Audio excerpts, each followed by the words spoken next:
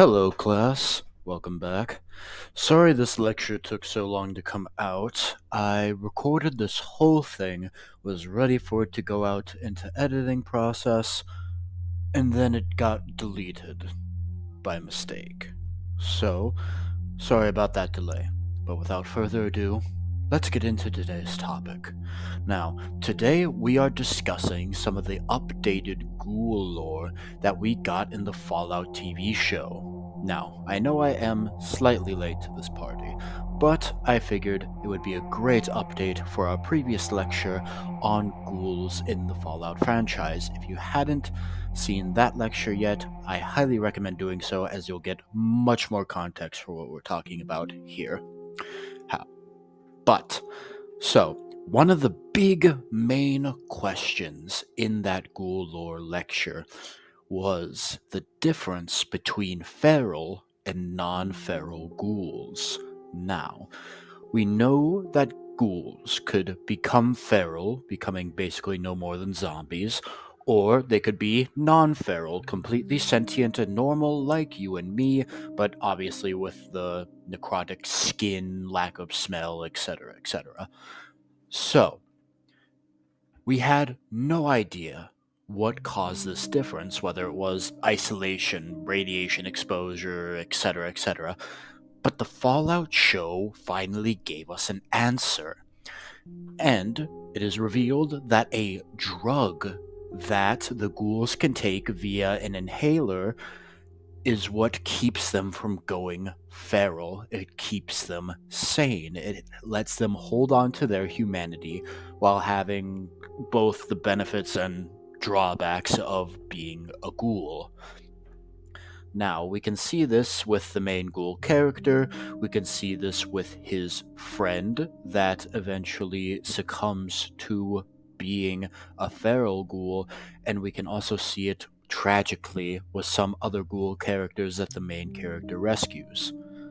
Now, personally, I really like this as it answers a long question that we have all had on how ghouls can either be feral or non-feral, because for the longest time, ever since the introduction of the series, we've gotten nothing.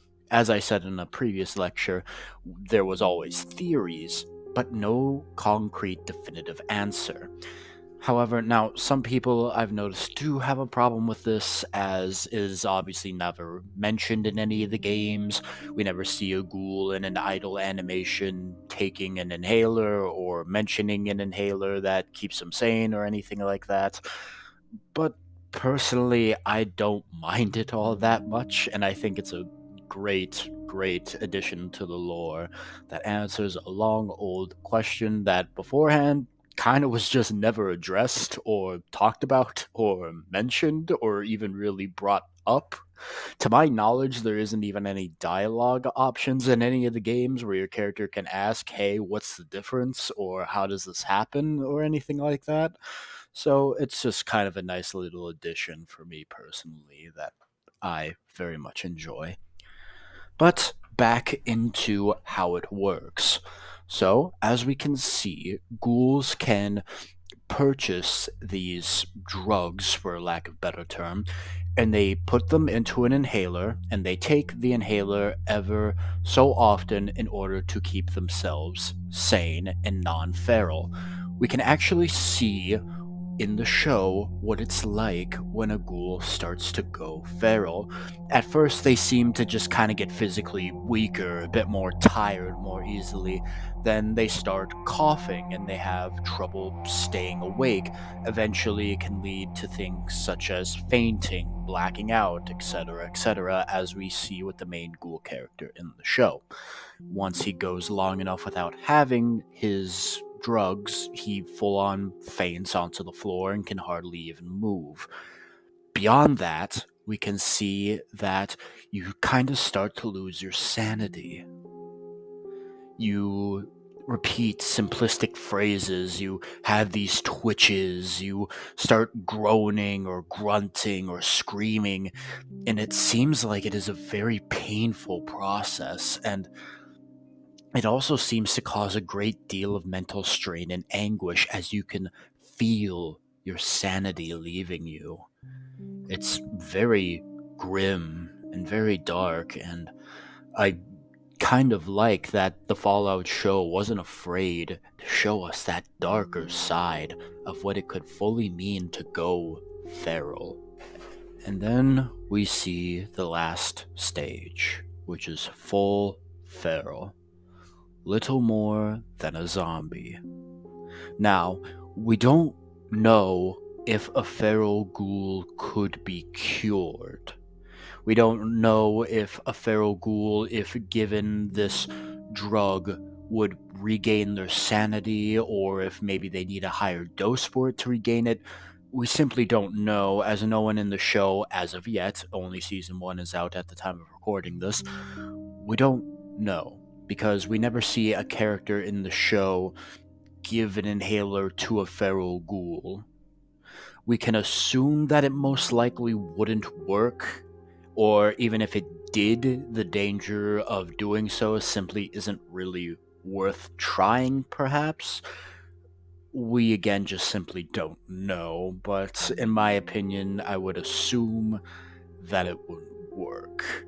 Now, there is another aspect to this drug, in that it seems that if a non-ghoul person takes the drug, it ghoulifies them. We can actually see this in the show with the character of Thaddeus, who is the apprentice who is the squire to Maximus, and then later goes out on his own, so on and so forth. He had taken a horrible injury to his foot, and then runs into a snake oil salesman who gives him a drug that will supposedly heal him. And to our surprise and shock, it does almost instantaneously. And I don't mean a foot injury as in a light sprain or even a break. Parts of his flesh were gone, his toe was hanging off, and it just simply regenerated in a matter of seconds. Now, later in the show, we see him also take an arrow through the neck and it quickly heals, showing that he has in fact become a ghoul. Now, he's not really decayed or missing hair or anything like that, so we don't know if perhaps maybe the drug only sort of lightly turns you into a ghoul and saves you some of the more horrendous side effects, such as losing your hair, losing your sense of smell, the skin decay, etc., etc. Or maybe if he's just only in the early processes of being a ghoul still and hasn't fully had some of the more horrific side effects happen to him as of yet, and that's just further down the line. Again, we don't exactly know. And we can assume that the sort of healing drug that he took is the same drug that ghouls take when they need to avoid going feral. We don't know for sure if it was the same drug, but we can assume that it was. Now, one little thing that this lore change does kind of hinder in my personal opinion, is while I think it is a good welcome addition to the lore, and while I do think it is a good explanation for the lore, it does raise a couple of questions. The main question being is actually a subject that we talked about in our previous lecture on ghouls, and that being of Billy, the kid ghoul that you can find in Fallout 4. He was isolated inside of a private little shelter for hundreds of years, slowly turning into a ghoul. However, when we find him, despite hundreds of years of isolation and therefore hundreds of years of not taking the drug, he's completely sane, completely non-feral, and completely fine. And this raises a major question. How? So, there are a few theories that I can come up with and that I've kind of seen some people in the fandom come up with. Perhaps it's simply due to his age. Maybe if you become a ghoul when you're younger, you can hold on to your sanity and you can avoid needing the drug altogether. Perhaps it's still a level of radiation exposure. Maybe only if you're very highly irradiated, you need to take the drug in order to avoid going insane. But if you only become a ghoul slowly through casual radiation or less high doses of radiation, maybe you don't need the drug. Maybe your body can sort of still naturally fight it off on its own. Again, we unfortunately don't really know. Perhaps this just makes this quest entirely, completely uncanon now. Maybe it's completely retconned or something. We'll maybe find out in season 2 of the show. Perhaps they'll reveal something that explains this. But that is all the updated Ghoul lore that we have for now. If season 2 ever updates any knowledge about ghouls for us, or perhaps if another game updates our knowledge of ghouls, I'll be sure to make another follow up video to let you all know. But until next time.